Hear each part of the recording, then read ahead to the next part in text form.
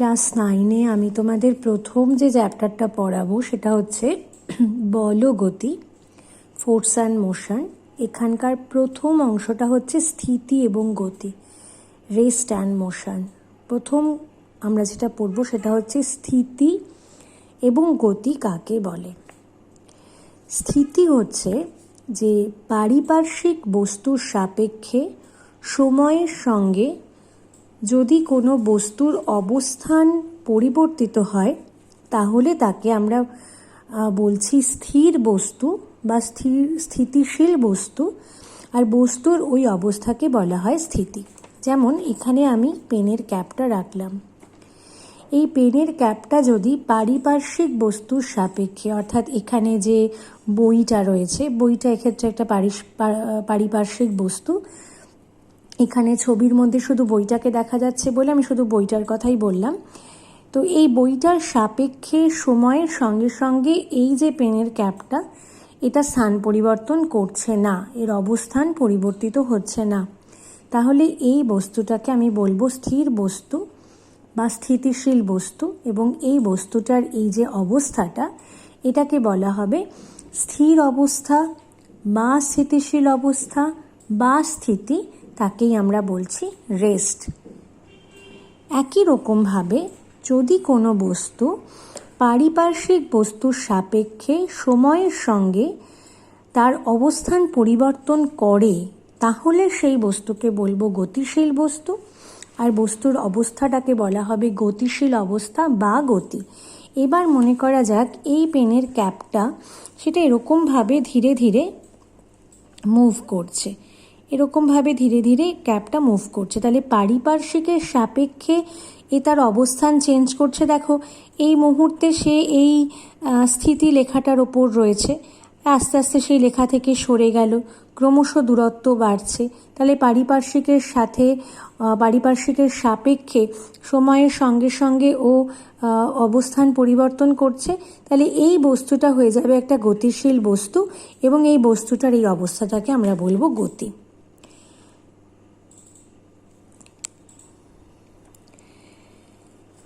এবং এই গতিকে আমরা বলছি মোশন। এরপরে যেটা আমরা পড়ব সেটা একটা খুব ইম্পর্টেন্ট কথা ফিজিক্সে, তাকে বলা হচ্ছে নির্দেশতন্ত্র বা ফ্রেম অফ রেফারেন্স। নির্দেশতন্ত্র বলতে, আমি আগে সংজ্ঞাটা বলে তারপর বোঝাচ্ছি। নির্দেশতন্ত্র বলতে এমন একটি বস্তু বা বস্তুর সংহতিকে বোঝায় যাকে স্থির বলে ধরে নিয়ে তার সাপেক্ষে অন্যান্য বস্তুর অবস্থান নির্ণয় করা হয়। তাহলে নির্দেশতন্ত্র হবে এমন একটা বস্তু বা অনেকগুলো বস্তুর একটা সমষ্টি, তাকে আমরা বস্তুর সংহতি বলেছি। তাহলে যেটাকে আমি স্থির বলে ধরে নিয়ে তার সাপেক্ষে কোনো বস্তুর অবস্থান নির্ণয় করছি। যেমন ধরা যাক যে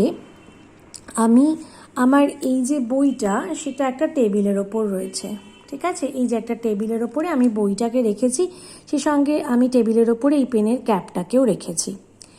এবার এই পেনের ক্যাপটা তার অবস্থান পরিবর্তন করছে কি করছে না সেটা আমি টেবিলের সাপেক্ষে দেখছি। কেন না, টেবিলটাকে আমি স্থির বলে ধরে নিয়েছি, টেবিলটা নড়াচড়া করছে না, তো টেবিলটাকে আমি স্থির বলে ধরে নিয়েছি, তাহলে এক্ষেত্রে টেবিলটা হবে আমার নির্দেশতন্ত্র। এরকমভাবে কোনো কিছুকে আমি মেঝের ওপর রাখতে পারি, মেঝের ওপর রেখে বা মেঝের থেকে কিছুটা উঁচুতে রেখেছি, তাহলে সেক্ষেত্রে মেঝের থেকে কতটা উঁচুতে আছে সেটা মাপবো। সেক্ষেত্রে আমি মেঝেটাকে স্থির বলে ধরে নিয়ে তার থেকে ওর কতটা দূরে আছে সেটাকে পরিমাপ করব। তাহলে এইভাবে যে বস্তুর সাপেক্ষে বা যে বস্তুর সংহতির সাপেক্ষে কোনো অন্য বস্তুর অবস্থানকে আমরা পরিমাপ করি, তখন ওই বস্তুটাকে বা ওই বস্তুর সমষ্টিটাকে, ধর এখানে টেবিলের সাথে আরও 5টা জিনিস রয়েছে, এই বইটা রয়েছে, এই দুটো মিলে আমার নির্দেশতন্ত্র বোঝাচ্ছে। আমি এভাবে বললাম যে টেবিলের ওপরে এই ভৌতবিজ্ঞান ও পরিবেশ বই থেকে এতটা দূরে রয়েছে, এটা মেপে বললাম হয়তো 7 সেন্টিমিটার দূরে রয়েছে, তাহলে এই দুটো মিলে আমার তখন নির্দেশতন্ত্র কিন্তু তৈরি হয়েছে। তাহলে এই দুটো মিলে তৈরি হয়েছে আমার বস্তু সংহতি বা বস্তু সমষ্টি।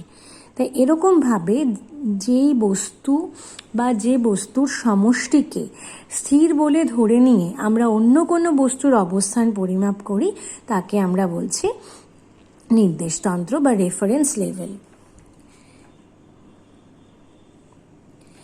আচ্ছা, এরপরে যখন আমরা স্থিতি এবং গতি কাকে বলে জেনে গেলাম, তখন আমরা একটা নতুন জিনিস শিখব, সেটা হচ্ছে যে স্থিতি এবং গতি দুরকম হতে পারে। একটাকে বলা হচ্ছে পরম স্থিতি বা পরম গতি, আরেকটাকে বলা হচ্ছে আপেক্ষিক স্থিতি বা আপেক্ষিক গতি। তাহলে স্থিতি এবং গতি এই দুটো দুরকম হতে পারে, একটা হচ্ছে পরম, আরেকটা হচ্ছে আপেক্ষিক। পরমটাকে আমরা ইংরেজিতে বলি absolute, absolute rest, absolute motion, মানে পরম স্থিতি পরম গতি। আর আপেক্ষিক স্থিতিকে আমরা বলি হচ্ছে relative rest, relatively at rest. আপেক্ষিক গতি হচ্ছে রিলেটিভ মোশন। তো এই পরম আর আপেক্ষিক বিষয়টা কি? যদি আমার কাছে এমন কোনো একটা বস্তু থাকে, আমার কাছে একটা বস্তু আছে, এই বস্তুটা একটা এমন বস্তু যে সে পৃথিবীতে মানে পুরো পৃথিবীও না, পুরো বিশ্ব ব্রহ্মাণ্ডে যত অন্য বস্তু আছে সবার সাপেক্ষে স্থির, সব কিছুর সাপেক্ষে স্থির, এমন যদি কোনো বস্তু থাকে তাহলে তাকে আমি বলবো পরম স্থিতি বা পরম স্থিতিতে আছে পরম স্থির বস্তু। একই রকমভাবে একটা বস্তু গতিশীল, এইভাবে এই পেনটাকে আমি এরমভাবে মুভ করছি, তাহলে এই পেনটা যদি বিশ্ব ব্রহ্মাণ্ডের সমস্ত বস্তুর সাপেক্ষে এরকমভাবেই গতিশীল থেকে যায় তাহলে তার গতিকে আমি বলবো পরম গতি বা অ্যাবসলিউট মোশন। এই বিষয়টা তাহলে কি ক্লিয়ার হলো যে পরম স্থিতি বা পরম গতি বলতে আমরা যেটা বোঝাচ্ছি তা হলো সমস্ত কিছুর সাপেক্ষে স্থির অথবা সমস্ত কিছুর সাপেক্ষে গতিশীল।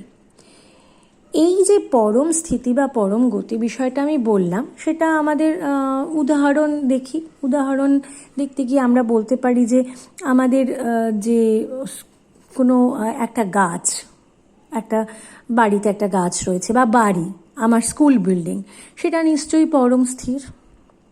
কিন্তু যেই মুহূর্তে আমি স্কুল বিল্ডিংকে পরম স্থির বলবো তক্ষুনি আমাকে কেউ একজন কথা বলতে পারে যে স্কুল বিল্ডিংটা রয়েছে পৃথিবীর ওপরে এবং পৃথিবী কিন্তু তার নিজের কক্ষপথে সমস্ত সময় সূর্যের চারিদিকে প্রদক্ষিণ করে চলেছে। তাহলে পৃথিবী যদি স্থির না হয় তাহলে পৃথিবীর ওপর রয়েছে যে একটা স্কুল বিল্ডিং সেটাও নিশ্চয়ই স্থির হবে না। তাহলে যে স্কুল বিল্ডিংটাকে বা যে গাছটাকে, যে জিনিসকে আমার আপাতভাবে পরম স্থিতিতে আছে বলে মনে হয়েছিল, আমি দেখতে পাচ্ছি সেই বস্তুটা কিন্তু পরম স্থির হতে পারে না। তাহলে এখান থেকে আমি বুঝতে পারলাম যে আমাদের এই বিশ্ব ব্রহ্মাণ্ডে পরম স্থিতি বলে কিছু নেই। কারণ বিশ্ব ব্রহ্মাণ্ডে আমি আমার পৃথিবী গ্রহটার কথা যদি চিন্তা করি, সেই পৃথিবী গ্রহ নিজে মুভ করছে, সারাক্ষণ সে তার স্থান পরিবর্তন করছে। তাহলে পৃথিবীর ওপরে থাকা কোনো কিছু কখনো পরম স্থির অবস্থায় থাকতে পারে না। এরকমভাবে আমাদের বিশ্ব ব্রহ্মাণ্ডের সমস্ত কিছু, সূর্য থেকে শুরু করে সবাই কিন্তু এই পুরো মহাকাশ বা স্পেসের মধ্যে তাদের স্থান পরিবর্তন করে চলেছে। সুতরাং পরম স্থিতি বলে আমরা কিছু পেলাম না। যা স্থিতি আমার চারপাশে আমি দেখি সেটা হচ্ছে আপেক্ষিক স্থিতি। আপেক্ষিক স্থিতি কথাটার মানে তাহলে কি দাঁড়ালো?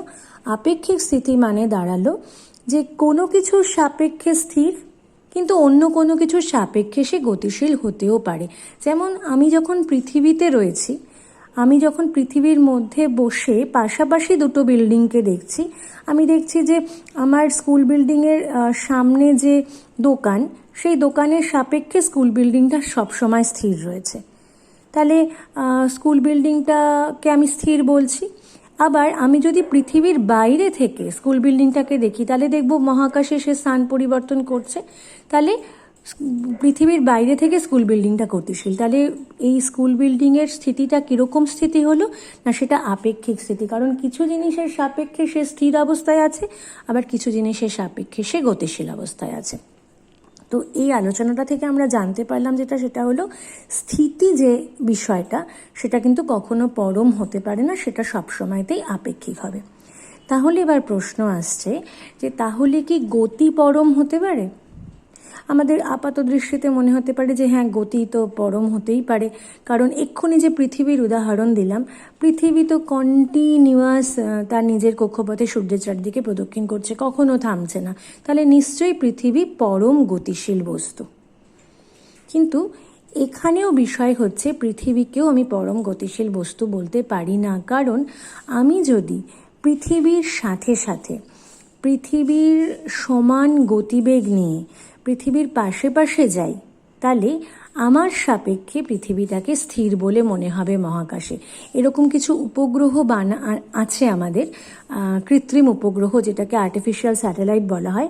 এরকম কিছু আর্টিফিশিয়াল স্যাটেলাইট বিজ্ঞানীরা বানিয়েছেন, যেই আর্টিফিশিয়াল স্যাটেলাইটগুলো পৃথিবীর সমান বেগ নিয়ে পৃথিবীর চারিদিকে, পৃথিবী যেদিক থেকে যেদিকে আহ্নিক গতি করে সেই রকমভাবে পৃথিবীকে আবর্তন করে।